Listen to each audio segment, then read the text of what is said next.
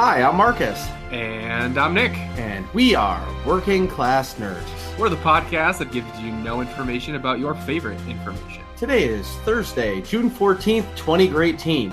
You can find this terrible podcast on Apple Podcasts, Google Play, Buzzsprout, Stitcher, and more to come. This week's episode, we're breaking down Solo, a Star Wars story, with none other than Dent himself. So, Dent, what have you been up to this week? What have I been up to this week? So, starting Sunday, I opted with Marcus on Death Star Troopers. Then my Monday night team, we raided, and we were trying to do Temple of Sacrifice, but we're still having problems with that. One more week, we get it. But you got the Underlurker down, didn't you? Yeah, that was. We got it down with one person up. Okay. So it's still a win. Yeah, a win is a win. Is Temple of Sacrifice the one with Darth Malgus as the final boss? No, Darth Revan. Malgus. Oh, sorry, not, Revan. Yeah, it's Revan. Is the final boss. Malgus is the final boss on False Emperor, the Flashpoint. Okay. I stand corrected. I was looking it up earlier. What else have you been doing? What else? We did Mandatory Fun Night, and we did a bunch of Grease stuff and some Conquest stuff, which is a blast. And then last night I was again raiding with Marcus on his sub team, filling in as an off tank. We got Isaac's down. It was awesome. It is awesome. There was one of us alive. Again, it's a win. No, I agree. Oh, every time you wipe in that fight, it takes so long to get back to the point where everybody died. Yeah, considering that with all the phases and the lengths of the phases. Yeah, Bishop said it perfect in the beginning of the night before we started. I thought it'd be a long time before we were back here. Yep. But it was a lot of conquest points. Conquest points, and it was also group finder. So that always helps. But you forgot the introduction. You failed, Nick. What? He's not just Dent. He's the Masterson of movie reviews. Oh my God. We're Dad. Yeah. Whatever. I love it. So awesome. Dent's our official movie reviewer because he sees like 7 movies a week. And he's got the movie pass. Yeah, he has the movie pass. No, I don't have movie pass. Isn't that actually a service? No, I don't. I don't use that service. Yeah, my wife does. Actually, my wife sees more movies than I do. Oh wow, that's crazy. Yep. I got that for her birthday last year, so she used it a lot. Yeah, that's what I was saying. I had said he has the movie pass. Because I had forgotten that Movie Pass, quote unquote, is an actual service, and I think it's like you buy, I don't know, it's like $10 a month, and you get one ticket a day to see a unique movie. So if you go see a movie one day, you cannot re-see that movie. I think those are the current rules, which they've changed midstream, which is unfortunate. Okay, yeah. So you can see every movie once for $10 a month. Yeah. That's pretty sweet. Well, that's insane. That's a lot of movies. You can go see every single movie. Well, when you guys said Movie Pass, all I thought was The Fifth Element with Bruce Willis. Multipass. Lilo Dallas Multipass. Yeah. That's all I can think about. Multipass. So, Nick, what have you been doing this week? So, last week I did a lot of stuff with SWTOR. Earlier last week I bought this crazy bundle on Amazon that Marcus sent me the link to.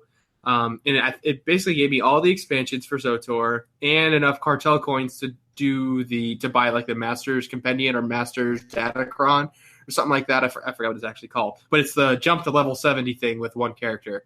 And I did that with my Sith Juggernaut. That was awesome. So, of course, immediately after I did that, Marcus is like, okay, come on, we're doing Mandatory Fun Night with Max and Seema and Dent and a bunch of AIE people, and we did my first op, which was Terror from the Beyond. I think that's the name of it, right? Yep. It's a great ops. That was awesome. It all happened so fast. I went from like, I don't know, a little new Nick just doing the story missions, like level 21 or something, 23 or something like that. All of a sudden, within a span of 20 minutes, have all the DLC, have a bunch of cartel coins, spent some of them, and I'm level 70 now. Went from like 7 abilities to like 25, and then I'm thrown into an op with like, I don't know, 12 other people or something like that. 15, sorry. 15 people. And I was like, I was just trying to organize my abilities, and thank God for Dent here for sending me a picture of what his, task, or not taskbar, but quick slots look like. Yep. Because without that, to just like shove in 7 or 8 of them quickly before the op started, I would have my rotation would have sucked. I would have died way more than I already did. Well, you would have been fine because as long as you hit 1 and 2, like your 2 major attacks, just 1, 2, 1, 2. Yeah, you would be fine for a mandatory fun night. It's true, but I wanted to do like decent, and I died anyways. But I was just terrified not to screw up, and yeah, it was awesome. Well, the goal for mandatory fun night is just to have fun with it, not to, worry about mechanics too much. That's true. And it's also an opportunity for new players or players who don't really get to do ops on a regular basis to see them. Right. Well, it was just awesome because everyone, Max was really, really supportive. Obviously, he's really good at hosting that. Or I should explaining it, now hosting it. He explains it really well, and he knows the fights so well. Yeah, he loves to tell the stories of the fights. Yeah, especially when we have new blood in the group. Right, exactly. It was fun. Well, and for you, Nick, what's nice is you can do your class story at home, but now you can come and do stuff with us on a given night because you're level 70. Because believe it or not, your first tune, you want to do the story, you want to enjoy it. You're not in a rush. You want to kill all the guys, do all the bonuses. Right. So now you're level 70. You still can do the story. We can get you gear, and then you can start popping in with us every now and again, and we can start you off on the easy stuff. So then you get the full circle of the experience rather than just the solo story stuff. Yeah, for months and months before I got to 70 naturally. Yeah, right. It was awesome. Yeah, I just thought it was funny. Like, I don't remember what phase it was, but it was like, hey, Nick, so, Max is explaining, blah, blah, blah. See that giant lightning going off right there? It, like, fills up half the screen. When it turns off, make sure you're not standing right where it was so it doesn't kill you. Oh, yeah, no problem. I got it. Giant lightning. Can't miss it. Won't be an issue. 30 seconds later, the first time it turns off and turns back on. Zap. Hey, you weren't kidding about that lightning, huh? Really? It gets you pretty quick. Thanks for the res. Yeah. Thanks for the res. I pretty much hadn't done any more group content after that. I just played my class story as much as possible. I'm doing, the Sith Warrior class, which I had said before. And I'm in the middle of the Alderaan stuff. I just killed the Padawan's family. Well, fuck that. You just skipped over the greatest place on the planet. Oh, Tatooine? Did you go to the Dune Sea? The Dunes? I think so. For like a second. If he went to the class story, he probably was out there. Yeah, I went. Did you find the Sarlacc pit? No, I didn't see the Sarlacc pit. Are you kidding me I was just rushing through the class story, okay? I'm just a noob. All right, so while we do this podcast, let's all log in and take him to the Sarlacc pit. Yeah, because there's a datacron at the bottom. Oh, should I get that? Yes. All right, I'll pause the podcast. We're not pausing the podcast so you can get the datacron. You can do that later and take a picture of it once you have it. I will. I'll post it on Twitter. Now, so what I love about Tatooine is the vast desert, right? It is giant. Yeah, it's giant. And then you go to Alderaan and everything is just alive. Yeah. It's good, right? Sorry. I just took a sip of a beer I haven't had in a long time. Super Sap from Treehouse. It's really good. So Alderaan is breathtaking. Yeah. Everything is like lush and beautiful, and there's snowy parts and grassy parts. And yeah, it's like all 4 climate parts whereas Tatooine is pretty desolate, but all just a giant, vast desert. Yeah, and make sure you go to House Organa and do a little hat tip to Miss The Leia. ancestors of Leia. Yeah, the 3,000 years plus before Leia. Yeah, that's pretty cool and obviously they end up winning that Civil War and staying in power the whole time. Yeah, but when she passed away, Carrie Fisher passed away. There was an unofficial memorial service at the palace. Oh, that's cool. There was where just players just showed up and just hung out. That's cool. I think I have screenshots of that when I was there. Yeah, I remember you sending it to me. Just a bunch of people at House Organa, which I didn't understand at the time, but now I do. That's really cool. And I what book did I just listen to? Not Tarkin. What am I listening to? Ahsoka? No, it was a Darth Vader book. Sith Lord? No, it was like the Rise of Darth Vader. It was like the first one. Well, no, it's canon though. I'm pretty sure. Yeah, it's canon. It was like the first Darth Vader book that was canon. Yeah, I don't know. Are you talking comic book or No. I'm talking book. Real book. He's listening to him on Audible. Yeah, I'm an Audible guy. I'm just trying to think of the novel that's Vader centric. The only one Star Wars Dark Lord. The Rise of Darth Vader. So Carrie Fisher was in it, and in the audiobook reading? Not actual Carrie Fisher, but like Leia was in it, I should say. Yeah. And it just made me so sad because she's talking about, the process. And it's just sad to know that she's not with us anymore. Yeah, that book is actually is not canon. It's not? No, that was published in 2005 before Disney purchased Lucasfilm. Oh. But everything seemed really canon. All the stuff kind of lined up. That's one of the things with Legends. The everything that was decanonized, they call Legends now, is that they still pull from that pool of stories. Right. Which I think they did for a lot of the pieces of Solo, or they were trying to sort of. Yeah, there are bits and pieces of that which we can go into later. Yes, we can. So that's about it for me. I myrtleited Jedi Master Yonlock, which was pretty sweet over in Tatooine, and then pretty much did the same with Padawan's family in Alderaan, which was pretty awesome. Got to get those dark side points. My guy's just bad to the bone. I'm nice to my companion Vet. Is that how you say her name? It's because she's sexy. Yeah. I'm nice to Vet, and that's about it. I'm even a dick to Darth Barris because fuck that guy. I'm sure I'm going to kill him soon. I got to be close to the end of that era, and I can just become a Sith Lord myself. Take over his bitch ass. But anyways, so Marcus. Aren't you up for surprises? Yes, he is. And that's, but then that's the best part about it is because I don't say nothing about it because I remember doing that class story and it's so good. And there's so many like twists and turns. Yes. It's so good. And I remember in the beginning when you first got to Droman Kos, when you met asshole Darth Barris, and he had a guy strapped to the table. Yeah. Like some rebel guy he caught. Yeah. And he was like, shocking him, and they're like, "Oh, what do you want to do?" I was like, "Yo, just talk to him, bro." And he's like, "That's not what a Sith does." I was like, "Fuck you!" So I talked to the guy, light side all the way. Yeah, that was your path. Yeah, and I talked to him. The guy gave it up. He was like, "Oh, sure, man. Here you go. Thank you." And then that's cool. Bears killed him, but yeah, I didn't kill him.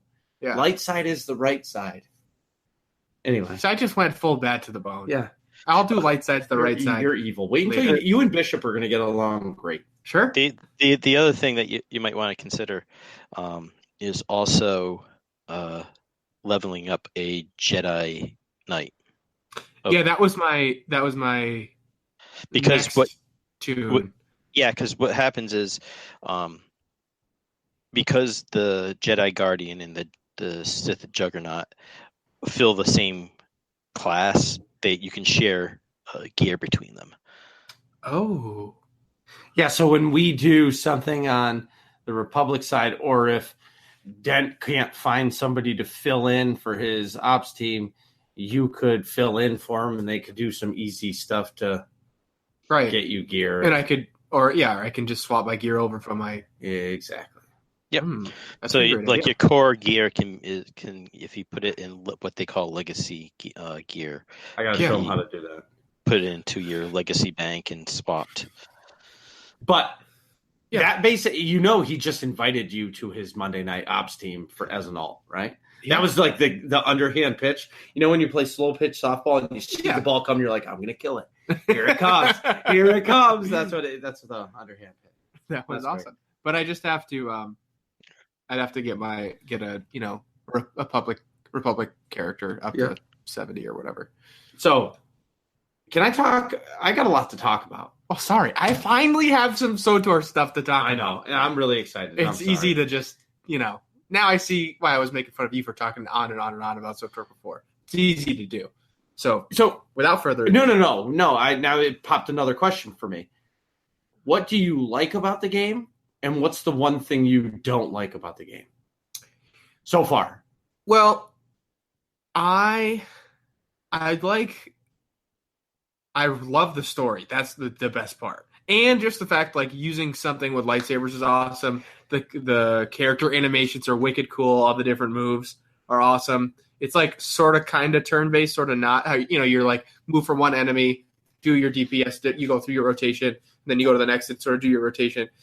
That's all cool. I like that mechanic. The only thing that I find a touch annoying is how long you have to walk in between stuff. But when I'm doing the story missions, but I get that too because that's part of the game mechanic of leveling up is you're supposed to be fighting enemies that you aggro on the way. And even if you're accidentally aggroing, getting them to come and attack you, that's part of the challenge is to try and, get to your objective with all the sort of the trash enemies on the way. That's the only thing that's a bit annoying just because I'm level 70 and running through everything. But normally I would be more immersed in enjoying that.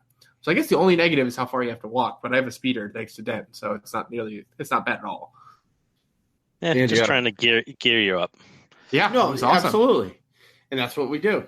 And you have a ton of credits. I have 1 million credits, thanks. How did I forget those two parts? Yeah, so I was doing my class story. This was before I even did the op.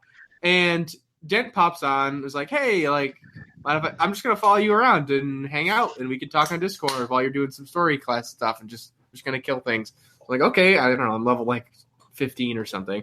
And he's like, here, have a speeder. I'm like, whoa, I don't have to just run around anymore? He's like, no, just click the button and you can go double the speed. I'm like, oh my God, this is awesome. And then he's like, here, have a lightsaber crystal. I'm like, oh my God, I just got a lightsaber an hour ago. And now I can actually make it something cool colored. That was awesome too. Made my entire night. And then an hour later, Marcus logs on. He's like, here, have 1 million credits. You never have to worry about money in the story class again. It was like Christmas Day. It was just awesome. A lot of love from these two. It's really appreciated. It's what you have to do. But anyways, you had something to talk about? So Sunday this past week was my first day off in 28 days. Wow. And I could have said a month, and I wrote that in the notes, but 28 days. Well, it's finished. So the equivalent of month of February. Exactly. Oh, yeah. That's a great way to put it. Perfect. It was nice just to relax with the family. Something really epic came out. So we found out we were having a kid a few months ago, and it's going to be a boy. Woo! Yeah. Which is awesome because Mark's first child's a girl. So now you get 1-on-1. 1-on-1. Experience both worlds. Coming this October. So a Star Wars room near you. The baby will have a Death Star. What are those things called above the crib? Fathead? Oh, shit. What is it called? A mobile. Yeah, the mobile. It's going to be the Death Star with TIE fighters hanging TIE off? fighters and I really want to find the blown up Alderaan. See if I can find the planet blown up and have that around the Alderaan. Because, around the Death Star, because that's what happened. So what better thing to do is have genocide above your baby's crib? Yes. Needs to learn right now that being bad is not good. Yeah. See what I'm saying? And teach it the light side. This is what you don't want to do. The Death Star is bad. And you've seen it since you were a kid, so now you know it's bad. Or she could grow up and cherish the dark side. That's not going to happen. Peace is a lie. Peace is not a lie, dude. I was trying to memorize that whole thing. Well, you said it the other day. So in game, this week on Death Star Troopers, I had this grand plan to go to Ziost and try out the monoliths. Well, we got the World Breaker down, but we went to the Colossal Monolith, and let me tell you, everybody, that boss is a bitch. So before the fight even starts, there's like 30 purple craters in the ground. So right in the map, you can't even stand in those purple craters to start. That's just step one. Then when the fight starts, I've never seen so many circles pop down on the ground ever. Yeah, there's a lot of stuff on the floor. Yeah, I thought Isaac's was the hardest fight I have ever done, or the Underlurker. No, Fuck that. This fight is no joke. Like, that's my new passion. Like, we're gonna do whatever it takes to get that boss down because it was insane.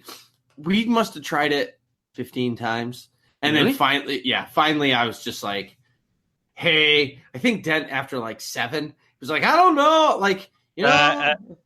I don't think it was me. No, but I do like it. I think it was just kind of like the group mentality is like, all right, we're kind of consistent on where we're dying at the percentages. We're not really making any more headway, right? So we just pretty much probably quits and let's go do Scum and Villainy. That's a short one. Oh yeah, so. We finished, so we left that, and my plan was the next op we were going to do was Scum and Villainy, but all the ops have 5 bosses. Well, BioWare decided to throw 7 in this one op. Jesus. Well, let me tell you something. So we go there, and I'm thinking, we'll get the first 3 bosses down, and it'll be time to go to bed because it's Sunday. Let me tell you, not with Dent around. Okay, so Dent was main tanking because Peters was having problems with his account. Yeah, Albus had problems the week before, and Peters had some problems with his computer. So Dent main tanked. He was just running through trash, aggroing, and just starting the fights. And, not even talking to anybody. And here I am just lollygagging, like enjoying our time. Classic Marauder fashion. Yeah, just like, we'll get through it. And Dent was like, nope. And then Dr. SWTOR was like, fuck that, we're going. No, and then we had it all that was covering, that filled the role for Dent. The DPS role? Yeah, the DPS role. And he was like, we're beating this up. And they were running. Like, I was like in the back, like, remember, ever think of those like little kids, wait for me, like running down the street, running out to the bus. That was me. Well, the good thing about that was Marcus wasn't aggroing everything, so it didn't work out. But I was like the little kid in the back, wait for me, and they're just running, and they're like, we're finishing it. And hey, we did our ready checks to start the boss fights, and then once we were done, we just kept on going. I think there was one time I didn't ready check. Yes, I was ready to go, and they still went because they knew I was ready. It was just like I couldn't even you're just all flustered. And like be ready when we start. So I'm the fat kid, right? And my friends are like, "Oh, let's go for a jog in the trails." Sure. And I've been working out a little bit, okay? And I'm trying to lose some weight, and I'm running, and like they're ahead, and you catch up to them, and you're like. And they're like, all right, see you later. And I'm just like, and it was so funny because those 3 were so motivated to finish it. And we usually finish at 10:45. I think we finished at like 11:05. Yeah, we were just over 11. Just over 11 o'clock. And like sweat was pouring down my head like I ran a marathon and I was just sitting in front of the computer. It was so funny. Oh my God. It's funny you say I felt exhausted. And then I messaged Marcus the next day. I'm like, hey, I'm sorry if we kind of like bulldogged that one on you. But that's all right because, but now this Sunday I got to think of something else to do because that would have been like the perfect thing. But I think it's a milestone to be able to beat it in an hour and 15 minutes. Yeah, because that one's that final boss is no joke. That one can be tough if you're not coordinated. Well, then we must have been pros. We must have been MLG. No, we kept you guys in line. Yeah, you did. We did. My head was spinning. Oh man. So go ahead. I was gonna say my head was spinning, and I think we only did 2 bosses. Well, that's it's because you jumped in late, right? And I jumped in late, right? I did not know what was going on. Max explained it quick, and I didn't even know what an op was. Right. Exactly. So I'm just like trying. I had the new rotation. I was like, okay, just go 1, 2, 3, 4, 5, 6, 7. 1, 2, 3, 4, 5, 6, 7. I was like, just trying to target the boss. Exactly. But so then Mondays have become fun feeling Mondays, and it's actually starting to take off. I help Brian from the Bad Feeling podcast on Mondays from 9 to 11 Eastern time. They're on the StarForge server as well because that's where all my tunes are. You do not need to be in the guild to join. And so this week we had 8 people. So we did the group finder and we took a stroll over to Karaga's Palace. And we finished that. And then we went and killed the Golden Poodle, which is called Taboro's Courtyard. It's like a lair boss. Golden Fury. Yeah. Golden Fury. Golden Fury, I call it the Golden Poodle, or you can call it the Golden Chicken. But anyway, it's like a layer boss. So like when they released the Planet McCab, they released one ops boss, and it's like a layer boss. So you just go in there and kill this one boss. And that's something else I really want to try because everybody says that's like the hardest hard mode boss there is. Harder than Isaac's? Yeah. Apparently. Well, this was really hard.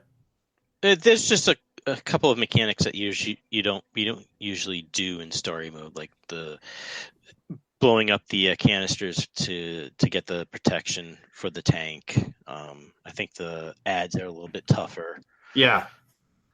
Either way, it's an awesome one boss fight, and it gives you a ton of command points if you do it, and that's usually the go-to for most of the teams. If you finish early enough and the team is motivated, you go and do that. As Dent said on last night, we went back to the Gods from the Machine. Man, I don't know. Like, I love the Tithe fight. I absolutely love the Tithe fight. I just think I'm tired of that op. I really am tired of that op. Well, it's because, especially like with Tithe, that one's been out. He's been out the longest. We did that the most, and you're right. It's like that whole ops, because we were so focused on it for such a long time, gets tiresome a little bit. Oh, I'm Tithe is my favorite fight. I mean, out of all of the fights in that op, that's my favorite. I love that fight, and I think I'm just tired of it. And but it was good to go back on the other side of it because we went in there and I'm thinking we'll just blow through it, and we wiped on Tithe because we weren't doing some of the stuff correct, and it was fun to go back, but I'm definitely tired of that op. So we're doing it Sunday? No. I think, believe it or not, I may have some stuff up my sleeve. Anyway, so let's see.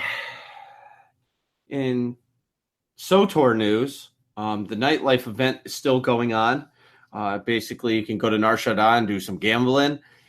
I went to Nar Shaddaa, bought $1 million worth of credit chips, and I haven't gambled once. So I don't know why. I just been busy.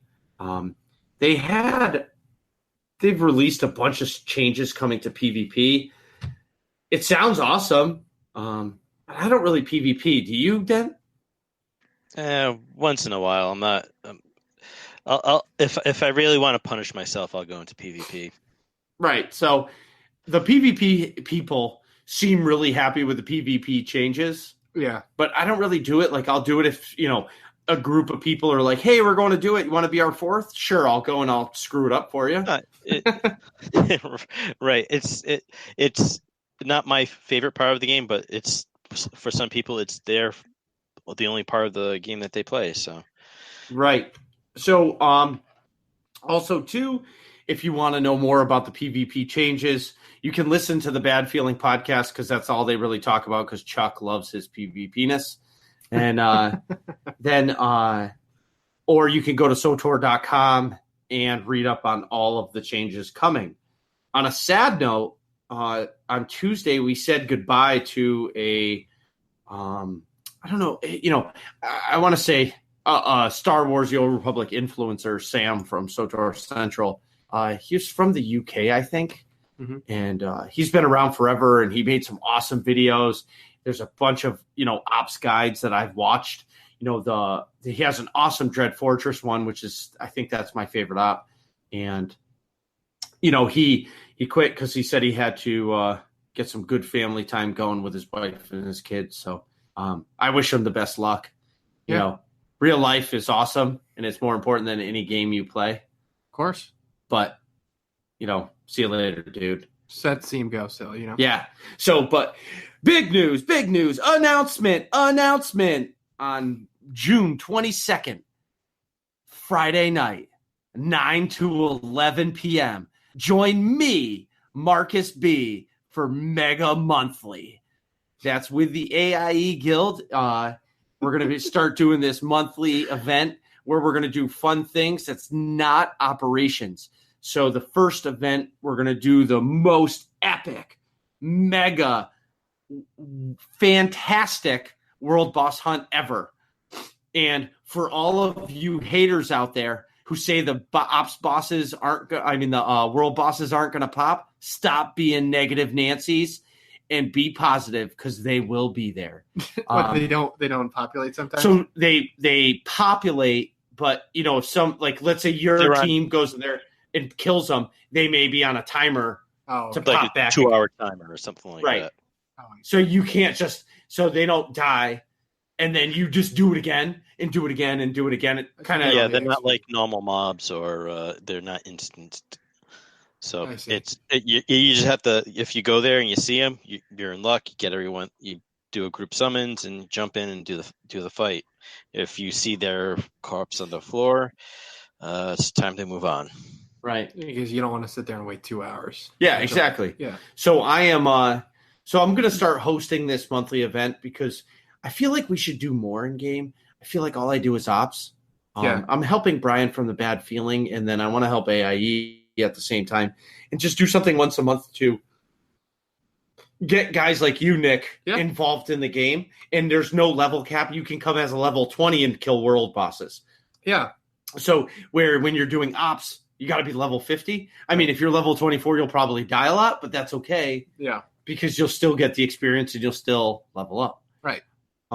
So anybody in AIE, please message me if you want to help me plant your alternate tunes at some world bosses to help me make this experience wonderful. You can message me on Discord or message me on Twitter.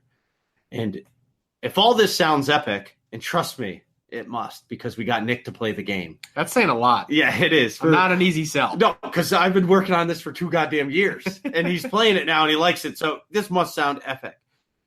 You can go to aie-guild.org and get our Discord information. And then once you're in the Discord, you can get an officer to invite you into the game. Or you can find me on Twitter at MarcusB814. Throw me a message, and I can get an officer, hopefully, to invite you into the guild.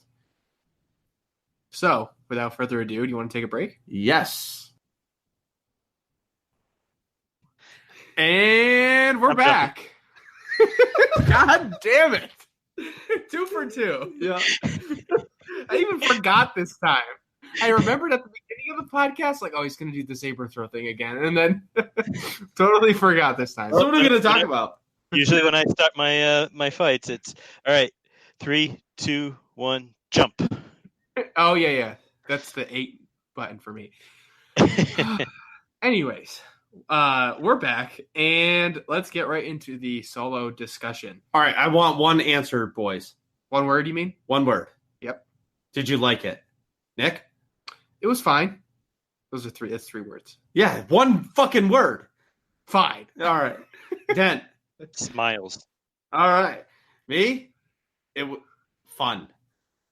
Fun's a good one. Yes. I could say fun. I could also say fun. Yeah, it was a lot of fun. It was a lot of fun. Every time I've seen it, like each time the smile gets bigger because I'm like I get out of it and I'm like it's a good feeling. It's a lot of fun. It's just a good old high note. Yeah. So, how many times have you seen it? 4. 4? Nick, how many times have you seen it? I've only seen it once, but I saw it was recently. Yeah, I saw it opening night. Right. I saw it the night before opening night. I saw it. The Thursday. That's when I saw it. I saw it Wednesday. Whoa! And then Big man on campus. Talking about putting it on the table. No shit.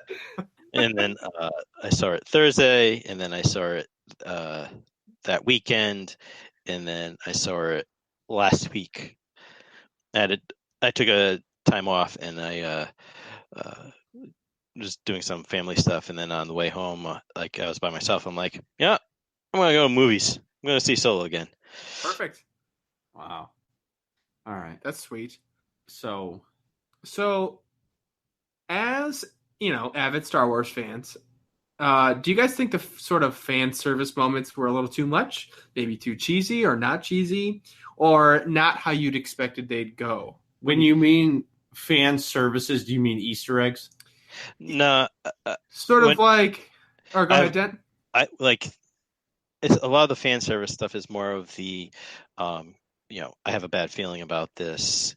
I have a great feeling about this. Instead of like saying turning it on its head like that, and a lot of like those quotes and stuff that that is like repeated a lot within the universe. So those are more of the fan service stuff. The the gratuitous shots of the Falcon when Han first sees it, the shot of the Han's dice hanging on the window. 400 shots of the dice. Sorry. Yeah, exactly.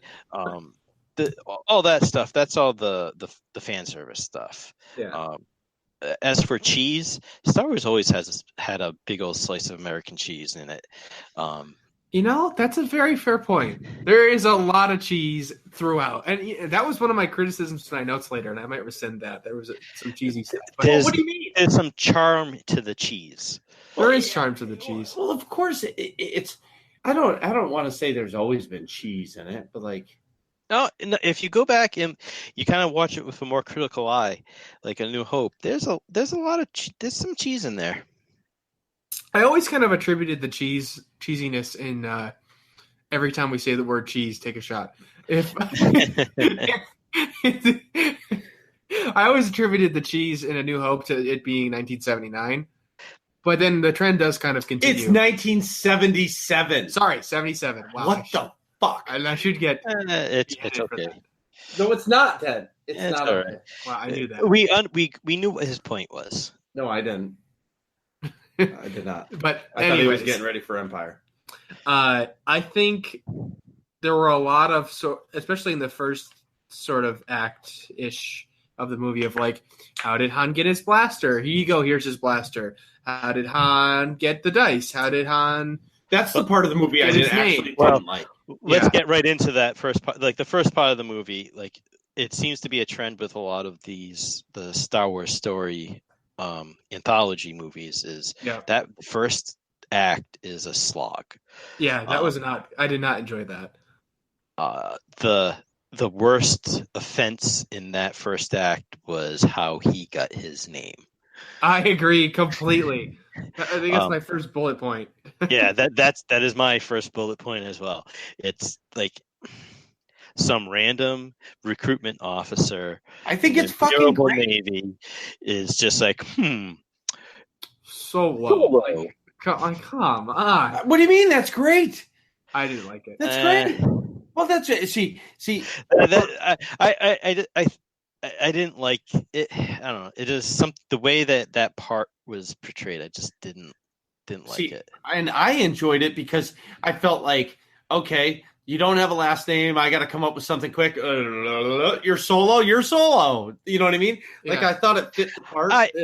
But how many other Solos are there in the Imperial Navy then?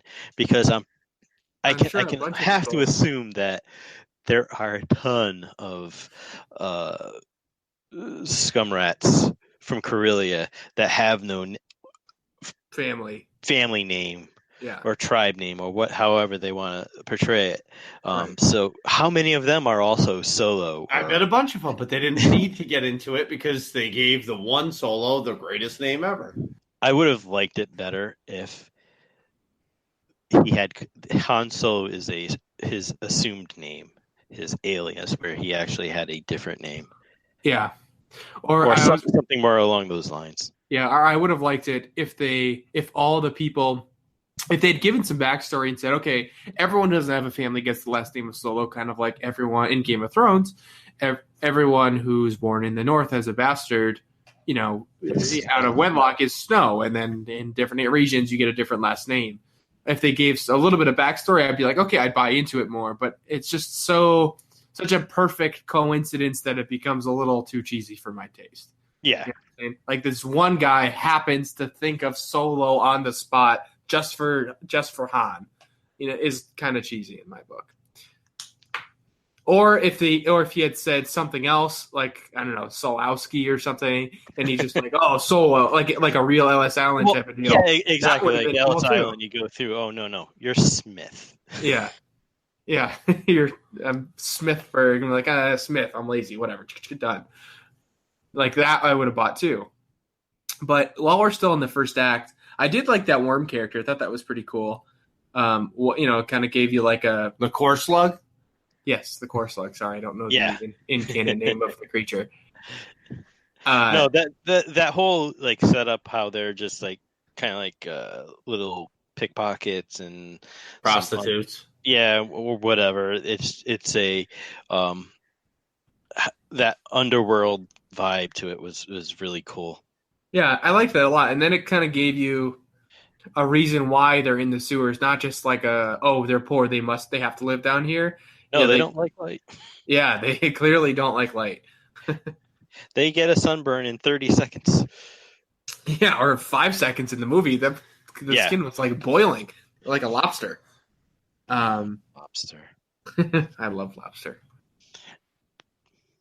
So, moving forward, were there any characters? Wait, what? I'm terrible at these movies because it like takes me a minute to think about it.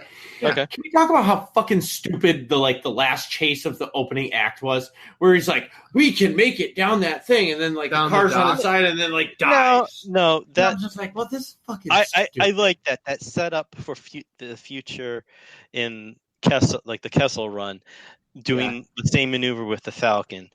More cheese. It was nice. That was pretty cheesy. Yeah. Oh, God. And then she's like, "Don't forget your dice." Yeah. The dice I thought were pretty cheesy. The motif of the dice was his good luck shot. If somebody's taking shots while we say cheese, they're fucked right now. We working class nerds are not responsible for any and all alcohol poisoning that may be a result of the cheese drinking game. Oh, should we like throw out? We're gonna like spoil this movie, so. Oh yeah, I'll go back and yeah, we'll add that in. We'll add the spoiler warning in the beginning. Yeah, because Well, some people can take great offense at being spoiled that stuff. Yeah, I do not, but other people do. Yeah. Well, if you haven't seen a movie, you don't want to be spoiled.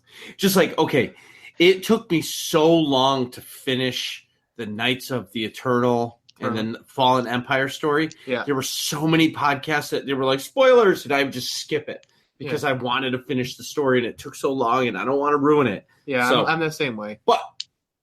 And then he goes to the glass door, and he's like, "Yo, lady, Imperial lady. Oh yeah, I have a kyber crystal." No, or whatever.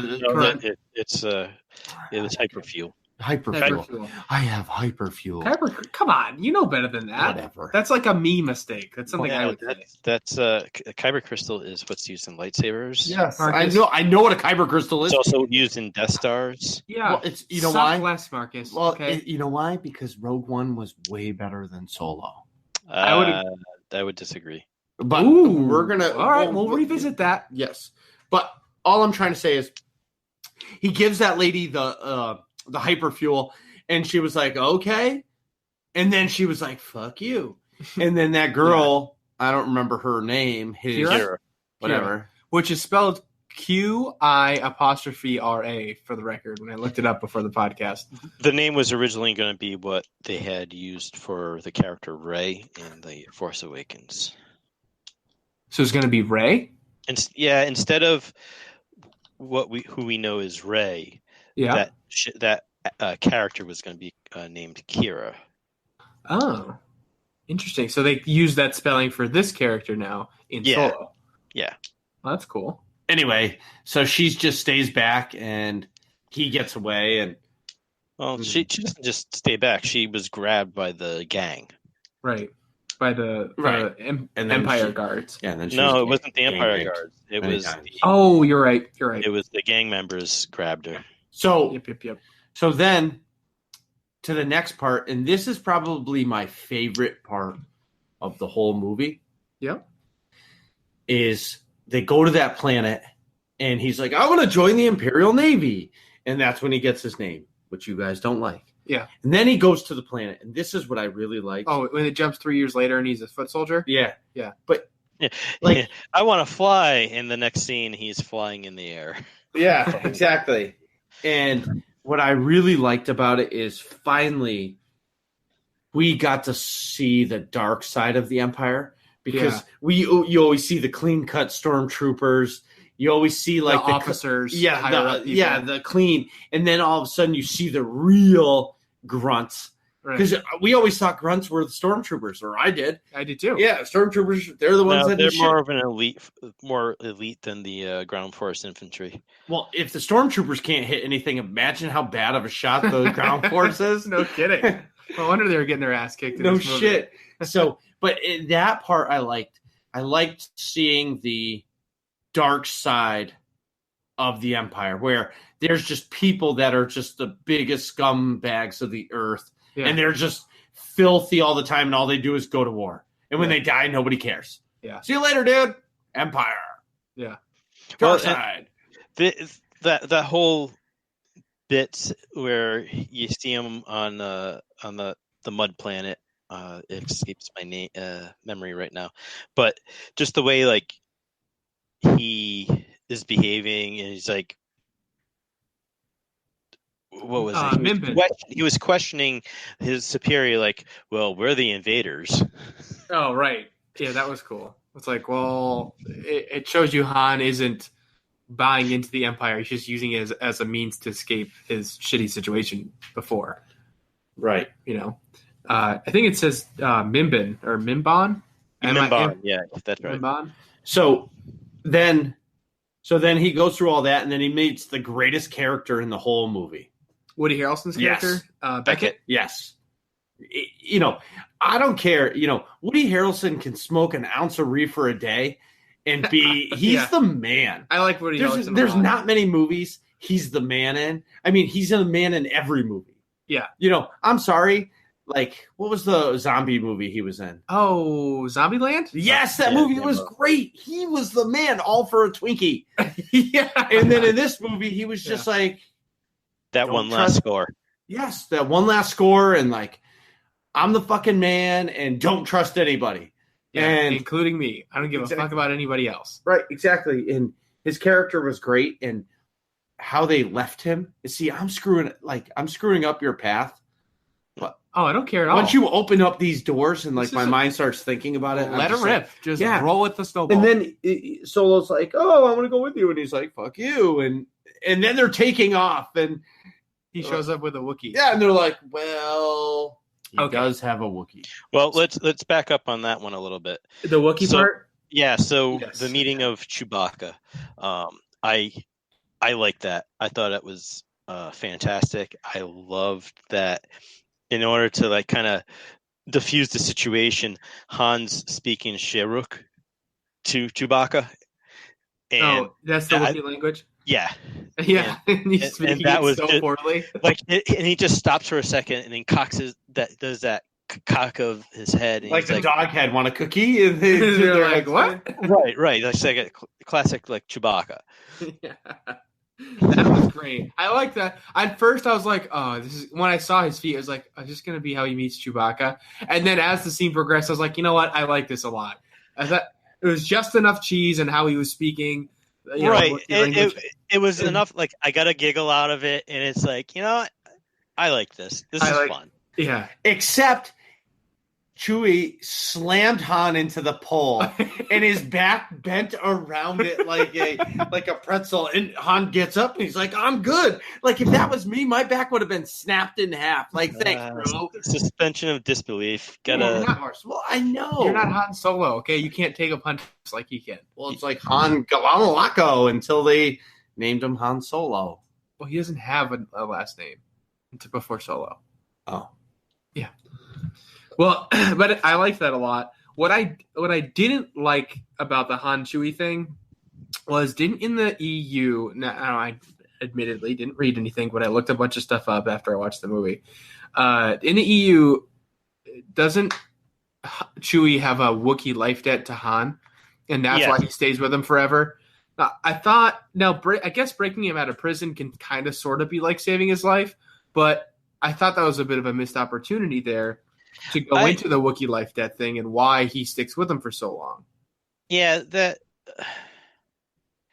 know originally before they decanonized a lot of that stuff, even way back in the when the original movies came out, and a lot of the articles and everything that in the interviews, they said that Chewbacca had that life debt because Han rescued him from the Empire, right. And they've depicted that in different ways in the past, but they've kind of kept the spirit of that rescue, right, in this. So, right, I'm okay with it.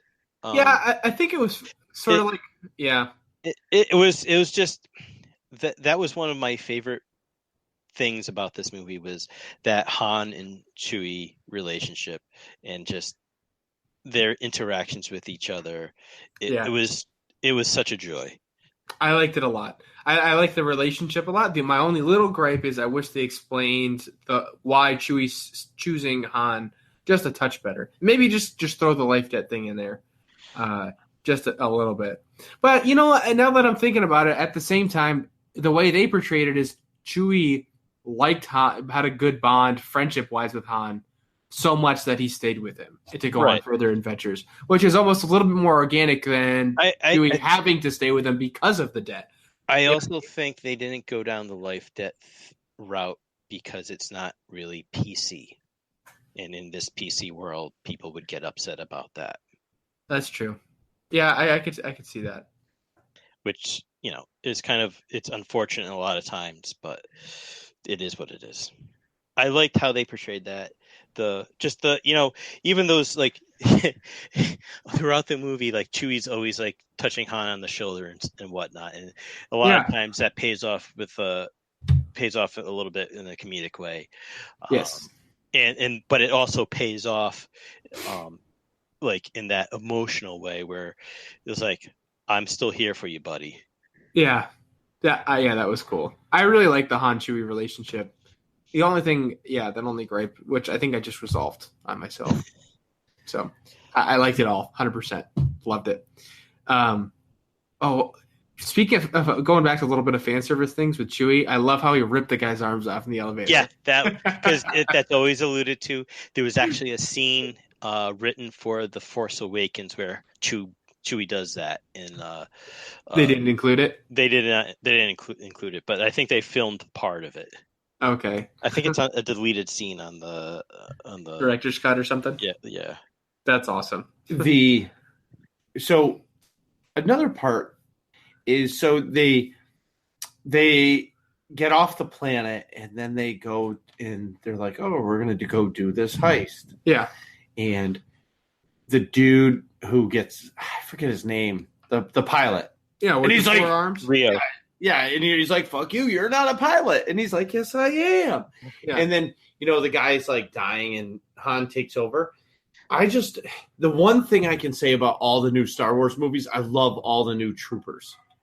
Because in every movie we get a new kind of trooper. The Scarif. They have to sell action figures, Well, I know that, but the new, like the Scarif, like the shore troopers, yeah, those are unreal. Those are cool. Yep.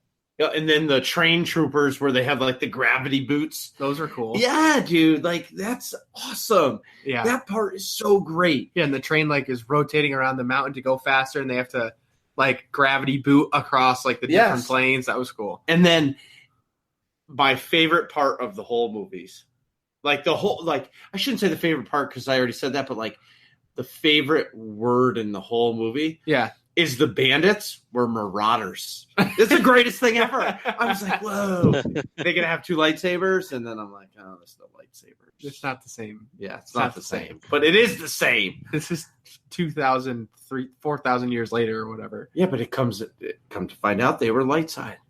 They were light side. Yeah, it's the right side. Yeah, a little bit of misdirection. Yeah, a little of both. So I that little reveal, I had mixed feelings about it. I was like fine with it, but I was like, it's kind of cheese. Yeah. Oh, wait. See, like, it was more of blue cheese than American cheese. That's fair. It was white American cheese instead of the orangey, like really cheese. Chemically government cheese. Yeah. Well, the whole pirate thing in the beginning when they were on the train, I was like, whoa, this is real. This is real. Like people are really like, they're finding out that they're going after this supply. I would go after it too. Yeah, the coaxium. I looked it up. The coaxium. Yeah. If I got refined coaxium or I knew you and Dent were going to get it, you better know that I'm grabbing some other people together and we're going to try to take that shit from you. Sure. Because if you don't get it, I'm not getting it. That's fine. But if I can steal it from you and you did the work, thank you. Sure. Absolutely. But I also liked the girlfriend of Beckett or wife, whatever she was. What was her name? Val. Thank you. Yeah. And you can tell who saw this 4 times and who saw it once. Okay, but I like that part because, it just goes to show like, hey, it's been a great ride. Like no matter how much you love each other, the job comes first. Yeah, that was pretty cool. You know what I mean? And she was like, well, that bit of self-sacrifice was, I liked it. It was a brief moment, but it was still pretty impactful, which is meaningful. You know what I mean? Right. That's kind of hard to do in such a short span. They're like outlaws and everything, but they some of them still run with a code of sorts. Yeah, it was cool. I like that whole crew, frankly. Yeah, that crew, it was fun. Like that whole bank. You're right. The whole bank the train heist thing was it was a blast. Yeah, absolutely. Even though it went south. So when do we meet the bad guy? Oh, the Han's love of his life quotation marks boss Dryden Voss. Dryden Voss. Yeah, that's right after that, right? Right after that. They have to go report to him that the coaxium blew up and they couldn't get it. Right. Which I thought the lines on his face were pretty cool. How they like got thicker and darker when he got mad and his eyes got all red. Yeah, that how his emotions like emulated how he looked. That was a cool little just a Star Wars-y spin on things. You know what I mean? Just subtle. Well, the original actor that was going to play the role of the crime boss, I forget his name. He was on The Wire, but originally that character was going to be all like kind of CGI'd. Okay, yeah. But I kind of like that they didn't go that route and they went with just makeup to supplement the Paul Bettany's look. Yeah. Was it on The Wire? Was it that might be Dominic West? No. That one might have been. That would have been. That's probably one of the greatest TV series ever to come out. The Wire. I love that series. But anyways, so Michael K. Williams. Oh, sorry. Got it. So how do I say it? So you get when they go there and they get on that awesome ass ship and they go to the top floor and it's like a party and you finally see like the Richie Riches of the Empire. Yeah. Well, it's not really the Richie Riches of the Empire. It's more of the Richie Riches of the criminal underworld. They just Okay. Yeah. they just have some imperial officers there to show the corruption of the empire. Well, of course, but the nice part is you saw the other side of it. So you saw the bottom barrel of Corellia, and then you see these people just living the dream on this ship. Yeah. And, drinking, eating, and you see the danger side of it. But I liked the ship and how, Han walks in there and he's like, whatever. And they're like, don't talk to anybody. And Don't talk to me. Don't look at anybody. Just keep your eyes down. Yeah. It was comical to see like Han like obnoxiously keeping his eyes down, trying to figure out what to do. He's like, fine, I'm going to look down. I'm going to go to that window and look out there. Chewie, get your hands up. Oh, wait, that's not Chewie. Right. No, absolutely. I thought, I think Alden, he did a nice job as Solo. Yeah. And I think as the movie went on, and maybe that's the way Disney intended it, I thought in the beginning I was just like, oh, fuck this guy. And as he grew into the character, I think when he hit that ship, that's where he really became Han to me. Yeah. And I was like, wow, I can see it. Yeah. And you know what? I enjoyed his portrayal of Han. He didn't do an impersonation of Harrison Ford doing Han Solo. He did. Mm-hmm. He made it his own. Yeah. Where on the flip side, I feel like Donald Glover did an impersonation of Billy D. Williams doing Lando. Well, I think he had to. You don't. Like, we just went to like Alden. He didn't do an impersonation. He made Han himself. I mean, yeah, he did have a couple of those iconic shots, like that blaster shot and backing into the Falcon. Yeah, and stuff like that. But I think he kind of made the role his own. Where I think Donald Glover he did an impersonation, and I kind of felt that it was a little lacking. I'll defend Donald Glover a little bit on that, just because he didn't have as much material to work with. Alden. Sorry, I'm terrible with names. Alden had the whole movie to grow into Solo. Well, that's a fair point. Yeah, but I think Donald Glover really only had a few scenes to be Lando, and in those scenes, a lot of the writing called for him to be like the Lando of the original trilogy. He made the movie. Yeah, calling Han. I thought that was a nice little callback. Well, that's in that instance, he calls him Han, because he's trying to throw him off when they're playing cards. It was more of a strategy. Right. The same way when they start the game of Sabacc, he goes, "Is this Sabacc?" or something like that. Yeah. And Lando corrects him. So it's more of those. It was more of a strategy, than mind games. Else. Yeah. I didn't catch up. I didn't pick up on that. That's a great. Because you only saw it once, right?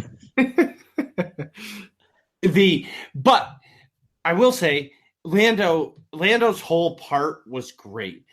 I think Lando coming into the movie, and he had the Millennium Falcon, and the whole aura around Lando was great. Yeah. I think his droid sucked. Oh, I'll agree with you on that one. Like she was like, I'm sorry, she was like shaking that robot ass. Like she was like, I was mildly annoyed with it, and a lot of it I didn't really find funny. Yeah, I don't know if they were shooting for humor with L3 or what, but it didn't come off as funny for me. Although, I did laugh at some of and Ariel did too, next to me, when she was initially freeing the other droids. She's like, I don't know, go free your friends or something. I don't care. Get out of my way. And I thought that some of that part was funny, but as it went on, it was like, okay, now this is a serious piece. And then she ends up dying and stuff, and that was like serious, and then that Lando's sad that she's dying, and then Chewie goes over and picks her up, and it was kind of funny. It was like serious and then funny back to back, and it didn't quite work right. I didn't know how to feel there. So a lot of it was like serious but also comical at the same time. It didn't quite work for most of it, I would say. I think it worked. You liked it for the most part. I like her personality. I just thought some of the moments were like too. I don't know. It didn't quite come off. For me, it just felt way over the top. Well, it was over the top. Like the parts where like when she was in the control room. Yeah. Like that was great. Yeah, I agree. That's what I'm talking about. Right. That part was great. But then, in the ship, she's like, Lando is in love with me. Yeah. Like, I'm not really into it and I don't think it would work. Like, no kidding. It just works. Yeah. Right. Like it doesn't. That fell flat on its face. Exactly. That piece of humor did. Yeah. And so talking about the control room, so they go to Kessel. So Crimson Dawn. I want to just back up a little bit back to Dryden Voss and his little lair a second. Sure. There were a couple of neat Easter eggs in that room where they have a lot of the monologuing there. Yeah. Okay. So there were 3 Easter eggs that if you're an Indiana Jones fan, you'll notice. And they have from the 3 movies an artifact from each one of the 3 movies. Oh, okay. They had the fertility idol from Raiders of the Lost Ark. It's the idol in the beginning of the movie that he replaces Indiana with Sandbag. Jones. Yeah. Oh, okay. Yeah. So then there's the Sankara stones from Temple of Doom. Those are the stones that he tries to take from the Thuggees back to that village. Yep. And then there's the Holy Grail from Last Crusade. And then there's the Temple of Boomba. Sorry, I had to. I hear the word boom and I think Boomba. Oh, it's Doom with a D. Doom, Temple of Doom. Well, I know that, but Marcus. I'm thinking Boomba. This is why we can't have nice things. With a D. I know. D is a dog. Dag. I like dogs. I like dogs.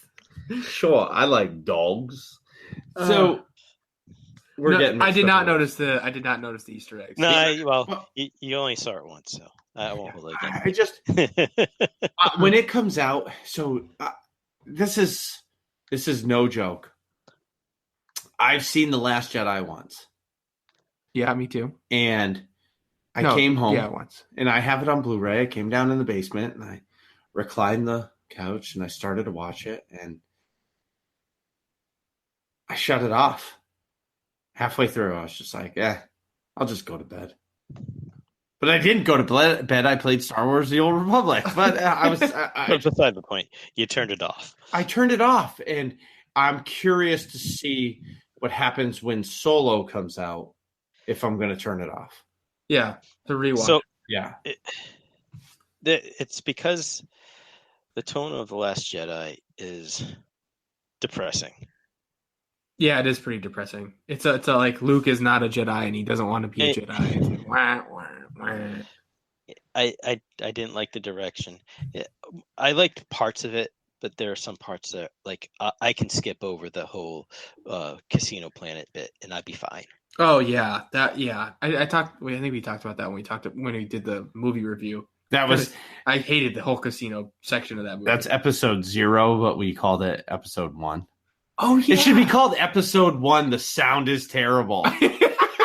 It's like the beta test for working class nerds. Yeah, exactly. And so all these people have listened to it and they've never listened to the show again because they're like, these guys are terrible. Yeah.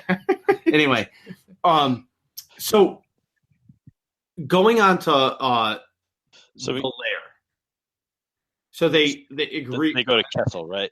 Right. So they accept the mission. Yeah. And Han is typical. They get the Falcon, which to get the Falcon they play the card game of Sabacc, or Sabacc, or whatever you want to call it, the fictional card game in the Star Wars universe, right?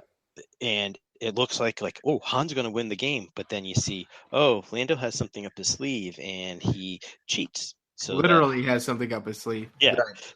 So he cheats and wins, and it's like. And as they're walking out, Han's like, he couldn't win. That card had already been played, blah, blah, blah. So then he starts arguing. He's like, where's my CVX 100, which is the same ship as the Ghost and Rebels. Oh, yeah, okay. Kira just like steps out and he kind of poo-poos Han at that point because he now knows it's like that's Crimson Dawn. Like my debts are clear. That's all set, right? Yeah, he's like, hey, everything's good, right? Yeah, he's like a little nervous. Yeah. Right. And he's like, okay, move along. I'll do it for half. No, you'll do it for 25. Right, exactly. And that's when Beckett steps in. So they get on the Falcon, and all of a sudden they're going to Kessel. Yeah. Well, before they get on the Falcon again, there's that scene where like Han's looking up at the Falcon. He's like, it's like love at first sight. It's like I love this ship. It's beautiful. Yeah. What did you guys think of the ship itself? I was confused about the front of it. You know how obviously the escape pod. Yeah, because in the was it the Last Jedi? Didn't they use an escape pod and it was in a different spot? Yes. Yeah. This was probably a modified escape pod / shuttle because like in the animated series Rebels, the ship Ghost has a support craft that docks with it called the Spectre. So the Ghost is roughly the same size as the Falcon. So okay. I think it's more of like a support craft than an escape pod. Okay, I can buy that. I think it's pretty cheese dick. Yeah. The Falcon is the Falcon. Why are you changing something that's perfect? No, I think it worked good because it showed like Lando and how he lived in his lifestyle and how he like makes it look like a little gaudy. Like the white is a little too white. The closet is full of capes. Yeah. So I mean, I was all right with it because it's not the Falcon that we know yet. But by the end of the movie, it pretty much is. Right. You ruined my shit. I hate you. I know. Which is a nice throwback to the I love you, you know. The only little bit of fan service that we didn't get that I thought we were gonna is I didn't hear any "Never Tell Me the Odds" from Han. Yeah, they left that, which I don't really care about. I guess that would have just been another cheesy point. Yeah, that just been again. It would have been another fan service thing to check off. So I'm relatively unfamiliar with Sabat, but didn't in some sort of expanded universe plot line, didn't Han use the dice to win the Millennium Falcon originally somehow? I don't. Sabak has always been one of those things. Originally it wasn't really described. We just know it was a game of chance, but then as the years went on, it get refined to being a card game. Okay. I'll throw it up to it's not canon. And then my other point I was going to say. So I thought the giant space monster at the Maw was awesome.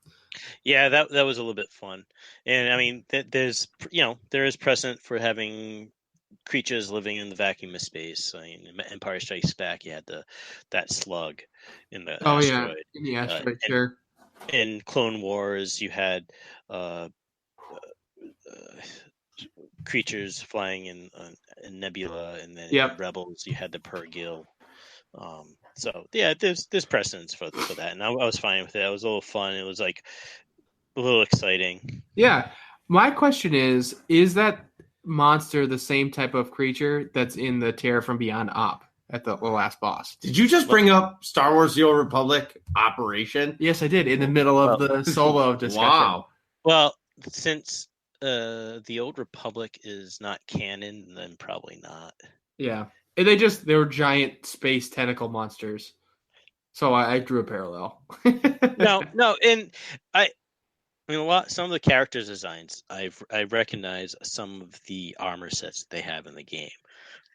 Oh right, yeah. Some of the Cloud Riders, their armor was very reminiscent of some of the armor that I've seen on Sith sorcerers and such and whatnot. Okay. That's cool. I did not notice that. Now, was Kessel what you guys expected? Yeah, more or less. it's always been known as a mining planet that where they mine the drug spice. I think there's also been precedent with it being having like a producer of fuel as well. I'm not 100% sure on that one, but yeah, that more or less made sense. I didn't the way that was portrayed, and that it was being controlled by the Pikes, because that's also been established in previous canon.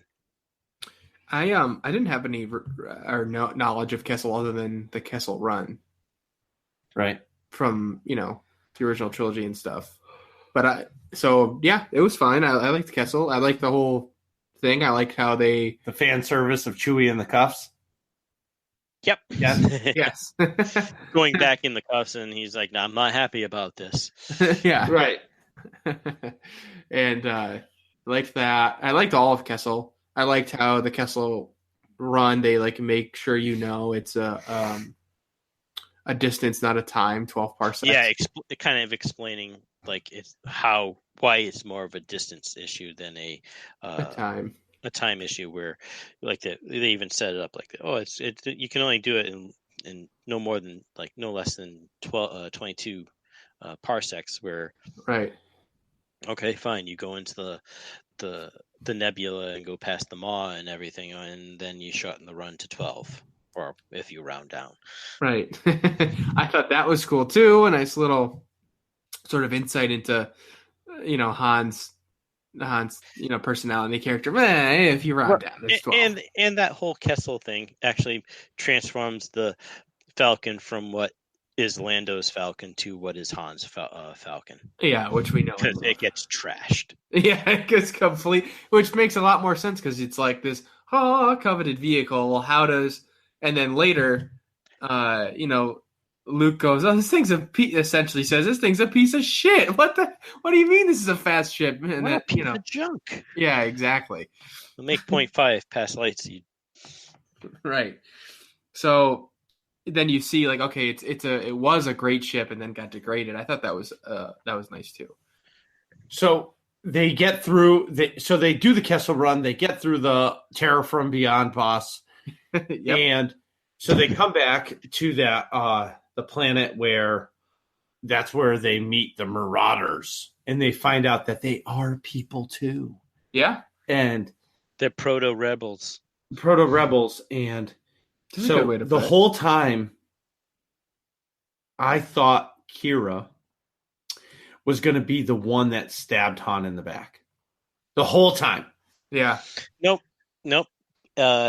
It was given away really early on the Falcon, when Beckett's doing his little lessons about not trusting everyone. And when someone in a movie tells you not to trust everyone, that means that person is usually going to betray you. Well, no, I know that, but in the beginning of the movie, I thought Kira was going to be the one to betray. So we finally get to the planet, and I'm like, okay, is it going to be Beckett? Is it going to be Kira? Is it going to be just the Marauders are just going to try to take it? Where is the twist that's coming? Because it's coming. Yeah. As soon as they're on there, because they go to some remote planet with billions.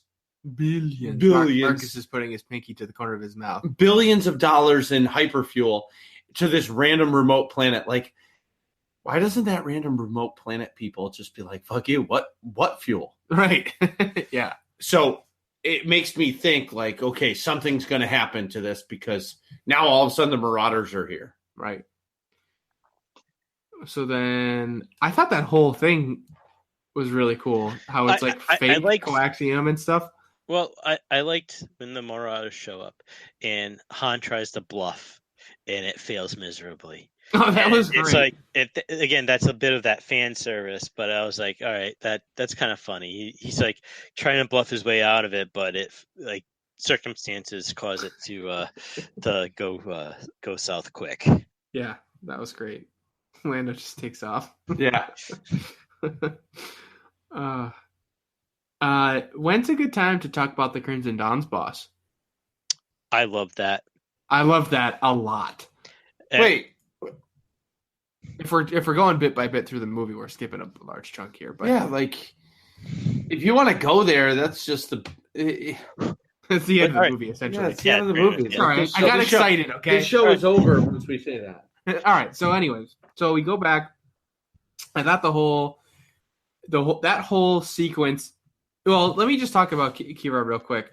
Throughout the whole movie, I thought I was just confused as to her intentions. Like I thought, okay, she's really with the Crimson Dawn now. Now she's not with. No, she's still loyal to Han. No, she's Crimson Dawn. No, she's loyal to Han. I went back and forth like 6 times, and I've never had that happen so many times in a movie before. I never had that impression. I always felt that her character has more of the tragic arc. Of everyone, she's the one that's left behind and kind of is like sacrificed so Han can get away. Right. She later on, even though she, as part of that old switcheroo or the you actually have the fuel with the bad guy and what you sent your troops to go collect was empty and there was an ambush.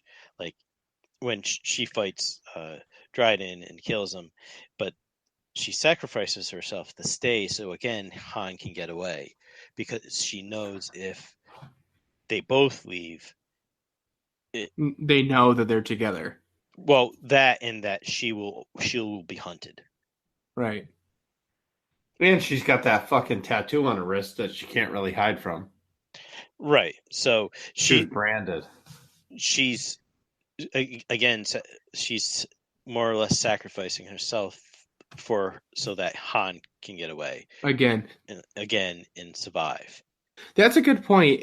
This is again 1 viewing versus 4 viewings. I thought, when I initially watched it, I was like, oh, she is aligning with the Crimson Dawn again as she's leaving, but not really. You're right. If she escaped with Han, she'd be hunted by the Crimson Dawn the whole time, and she's just like you said, she's really staying to sacrifice, to sacrifice herself so that Han can get away. She just wants the power. It could be that too. But I think it's more of the former than the latter. Yeah. I think she really does. She helped Han so many times, and she didn't have to kill Dryden Voss if she didn't want to, although it did increase her power.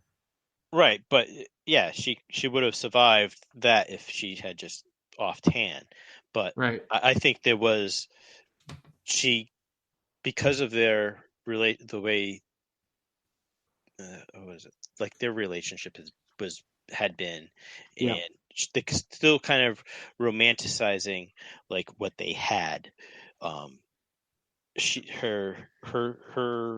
story is a lot more tragic.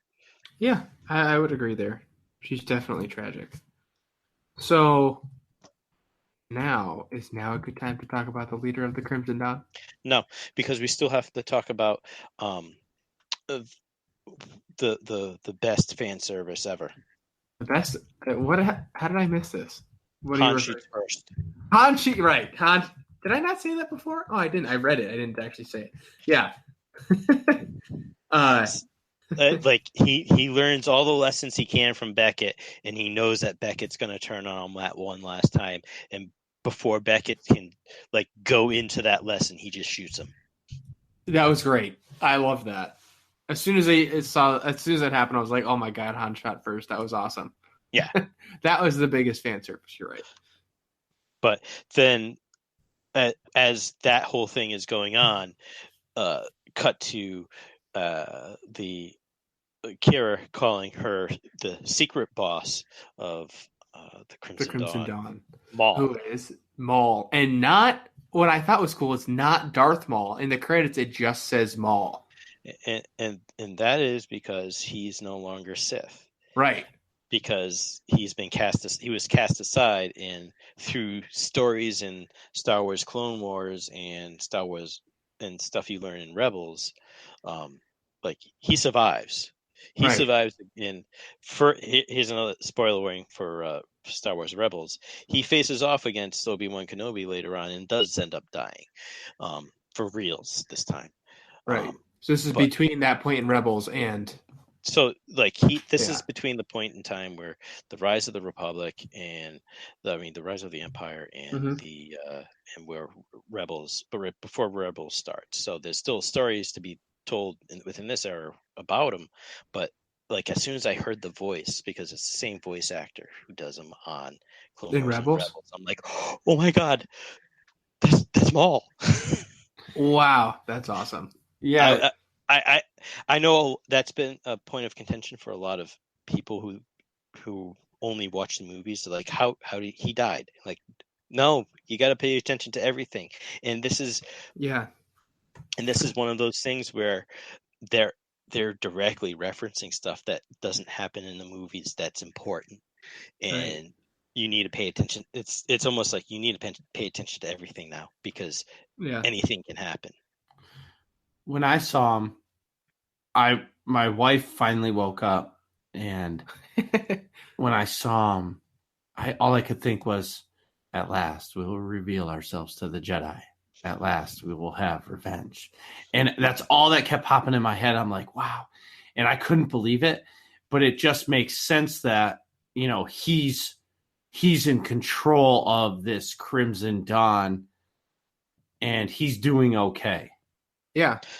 And there's a precedent within the Clone Wars series where when he reappears, he eventually forms a coalition between a bunch of the crime syndicates, the Hutts, the Death Watch, the Pikes. They all form like a kind of a crime syndicate there, and kind of try to take over like Mandalore and get a little power. But you know, right. That doesn't always go the way that things plan, and so on and so forth. Yeah. So him being in charge of a crime syndicate does make sense at this point in time. Right. See, I knew he was alive because I watched Clone Wars, but I did not watch Rebels. No, I don't mind. I don't mind the spoiler. That's not a big deal. Yeah, but Rebels is some of the best Star Wars storytelling that they have.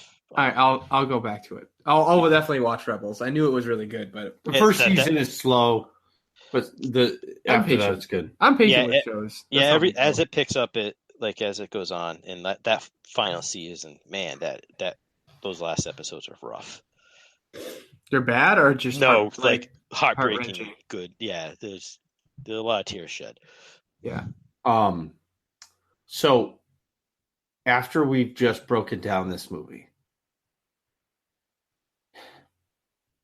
what are your final thoughts on Solo? Because we all gave a kind of a one-word answer. Yeah. I'm looking for that reason. Dent? Why I just said smiles as my one-word answer? Yeah. Because even with all the flaws, I walk out of that movie and I'm just smiling. Like, I had a great time. I enjoyed the characters. I enjoyed the adventure that we are on. It didn't feel like a slog. With we just said, with Last Jedi, that it was that was a slog to get. Like, I liked some of it, but it was just, I don't know, the stuff of it. It's in my ranking that gets down to more towards the higher end of my prequels in my listings, where Force Awakens actually is tied for last. And Rogue One is, I liked Rogue One, and I liked because it was different. It doesn't, it's a bittersweet ending. I'm not smiling, I'm not grinning happy, but I'm like, I enjoyed that. Like, that was fun. So yeah, with Solo, I just once he got him on Minban and he joins up with that crew, it's just a good time from there on in. Sure. Nick? Yeah. Well, initially I said it was fine because I like Dent saying it was a fun ride and stuff like that, but I had a lot of criticisms. But in talking to Dent, and I would have probably learned this if I watched it more than once, a lot of my criticisms cleared up as you analyze the movie a little bit more. So I'd probably change it going forward to say, maybe say fun or something along those lines. Yeah, I mean, just seeing it once, if you're not picking it apart and seeing, you watch it once to ingest it and get your initial reactions, but once you see it a couple more times, you start digesting it and getting more of having a critical eye towards it. So your view changes on it. Right. That's why I was saying after each viewing, My smile just got bigger. Yeah, I'd predict mine would do the same. My first initial reaction was like, "Oh, that was fine." I didn't like some of the stuff, the directions they went in, but it was a very enjoyable movie. It was sort of, it just kind of like that's why I said, "Yeah, it was fine." But upon dissecting it a little bit more, I think I enjoyed. My opinion is improved on the movie for sure. Marcus, what do you think? Well, I said the word fun. So the whole movie from beginning to end, it was lighthearted. Yeah. It was fun. Yeah. Like, it was a fun ride. The critics that are saying it was bad and terrible, I think they're just assholes. And I think for me to walk in there, I walked in there with a chip on my shoulder going, fuck this Alden guy. He's never going to be Han Solo. Yeah, he's not. I'm going to see it because I have to, not because I want to. Yeah. You know what I mean? Kind of a thing. Go ahead. There's also the baggage that this movie had. That's true. Like towards the end of production, they switched directors. I mean, Ron Howard gets the director credit, but the Lord and Miller get exec producer credits instead of directing it because they were fired for creative differences. Right. But my point is, the movie was fun. It was good. I enjoyed it. I don't need to see it again to know if I like it or not. Yeah. Like if it comes out, I'll buy it on Blu-ray just to have it and I'll put it on. Yeah. But it was fun. I enjoyed it. On to the next. But my last question, and I really want to dive into it just a little bit. We had a new movie in December. Then we had another one in May. Mm-hmm. Now we're getting one in December. No, we're not. We're not getting one until 2019. Oh, that's what I meant. I'm sorry. So it's going to be a year and a half instead of 6 months. Right. Which I think that was a mistake. They would have been better off if this was released on that December weekend that they've been using for the last the previous 3 movies. Right. Yeah, so I agree. My question is, and this is how I just need to end it with this. Is it too much Star Wars? See, well, I remember Star Wars during the dark times when there wasn't really much. So I kind of like the mixed feelings. So when the prequels come out and like the Phantom Menace comes out and it's like, oh my god, new Star Wars movie, this is the greatest thing ever. I'll go see it like a dozen times in the theater because I did and I thought I loved it. And it's an okay movie. It has some good things in it, but it dredged on with a lot of stuff that like all the political stuff and the Senate stuff and a lot of that's not what you want to kind of have in like an action adventure movie, which is what we were kind of used to with the original trilogy. So I'm fine with having them do a movie here and then having supplemental stuff like the animated series come out and occasionally reading a comic book or listening to an audiobook or something like that. So I think they pushed the envelope a little bit with having such a short time between releases. This isn't Marvel where Marvel has the benefit of decades of stories that they can translate into movies, and content to use. Even though like Star Wars kind of had like a whole bunch of expanded universe legends stuff that they can pull from, it's not quite the same. I agree. Yeah, I think they're bordering on too much Star Wars, but I don't think they've crossed that threshold yet. Well, you also have to remember that Disney paid $4 billion for it, so they've already gotten paid back. Maybe for merchandise and stuff, they might be pretty close to it. You think they've been paid back? Yeah, but it's not about being paid back. It's about continuing to make money off of it. Well, of course. Yeah. Well, I think it is too much Star Wars. everybody can talk about the dark times and all that, but that's what made Star Wars great. When there was no fucking movies, your kid was going out in the backyard and grabbing a stick and saying, it's Luke's lightsaber, and you were making your own story. And you were doing all those things, and this is where everybody can call me the negative Nancy, because I just think, I think of, and I always go back to this is my go-to release schedule, is the Call of Duties. Yeah. Call of Duty came out, and it was like, whoa. And then they started coming out with one every single year.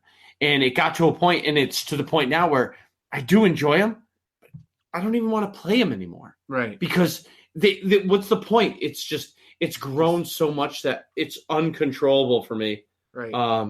It's the same thing every time. Right, exactly. So my point is, if Disney, they're going to make their money no matter what. Yeah. And I wish they would play the longer game where release a movie every 2 years. If they did that, they'd make as much money as they made off The Force Awakens every time. Right. Because now every movie is going to make less and less. Less and less. Yeah. Less and less. Because people, there's some people I know that I'm like, hey, you're going to go see the new Star Wars? I'll wait for it to come out on digital. I saw the last one. I don't need to see this one too. I'm not that excited for the next saga one, because the more I think about it, J.J. Abrams can start a movie very well and is very strong on that. He cannot finish a movie, let alone a series. Yeah. Ergo, Lost ending. Ergo, Star Trek. Well, yeah, right. So, but the best of those three movies that they came out when they rebooted it was that last one. The first one was fun. The first one was great. Yeah. Don't take the first Star Trek away. It didn't end that great. well. The second movie was atrocious what they did. Well, I didn't see the second one. The first one was unbelievable, because I remember walking into a place and they were like, you need to listen to this on the sound system in this store. Just listen to the opening scene, sit down for 10 minutes and watch this scene with this ridiculous sound system. I don't know. I don't think it was Best Buy. I think it was a store like that. Yeah. And the surround sound and the sounds coming out of that first Star Trek movie, it was unbelievable. But the thing I don't agree with is how they gave Rian Johnson episode 2 of this trilogy. Yeah, I don't know why they didn't just have J.J. Abrams take it the whole time. Whatever the reason is, doesn't matter. I just think J.J. had a vision. They fucked him on it. And now the whole Skywalker saga is fucked because of that. Yeah. Because Rian Johnson made it this fucking fantasy movie. Yeah. And it is a fantasy movie, but like it's a Star Wars movie, and like it went in the wrong direction. Like JJ was building for Snoke and Rey's parents, and Rian Johnson was like, "No, fuck you, dead. Who cares about Rey's parents?" Yeah. And it brings me to the all these movies piling on. It's just too much. They need, in my opinion, they need to slow it down, because what's going to happen 5 years from now is there's going to be so much Star Wars, people aren't even going to care about it anymore. Yeah. And it's just going to become, I don't want to say Marvel, because there's so many characters in Marvel. Yeah, Marvel does a nice job with their stuff. What's going to happen is now they're going to make the Revan story, the Knights of the Old Republic, whatever, and people are going to be like, I don't even want to go see it. Right. That's a good point. I want Star Wars, but give it a break between them. You're going to make your money. Yeah. We want to see as fans all the content, but we want it to be commercially successful. In order for other people who aren't fans to want it, you need to space it out so they're not sick of it. Is that what you're trying to say? Yeah. And like Dent said, so if they release it every 2 years, fill it in with a Star Wars cartoon. Yeah. Or comic cartoons. It's animated series. Calling a cartoon is insulting. God damn it, Dad. Come on. It's a cartoon. No, if it's an animated series. It's a graphic novel versus comic book. Well, right, exactly. It's a graphic novel versus comic book. Perfect. You knew what Marcus meant. Yeah, he's just a working class nerd. Okay, he meant animated series. Right. It's just So, yes. Yeah, I think that's a good spot to wrap it up. What do you think? Sounds good. I think so. I think we've covered most of everything we needed to on Solo, a Star Wars story, except the one little thing that I also kind of I was a little annoyed with. I think so. On your saga films, you always have the opening crawl. It's like a 3-sentence long description of what's going on in this universe, for this particular story. Yeah. Right. So they made the decision way back when to say only the saga films get the crawl. So they give Ron Howard Solo. He's like, "Oh, I want an opening crawl." It's like, you can't do an opening crawl, but I like an opening crawl. That's like one of my favorite things of it. It's like, fine, you can do title cards, but you can't do a crawl. Yeah, so instead, they do the same thing that the crawl does, but with title cards, with a little bit of instrumental music building up to the action that's about to begin. Yeah.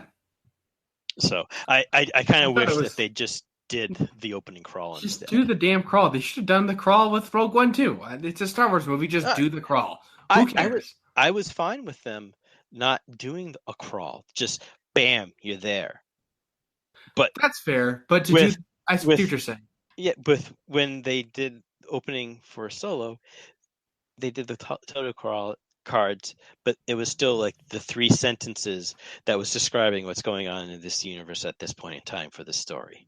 Right. It's the same, effect as the crawl without the crawl. It should have just been a crawl. Yeah. Well, I agree. My final thought is that was the last piece of cheese. What are you guys talking about in here? Find out next episode of Working Class Nerds.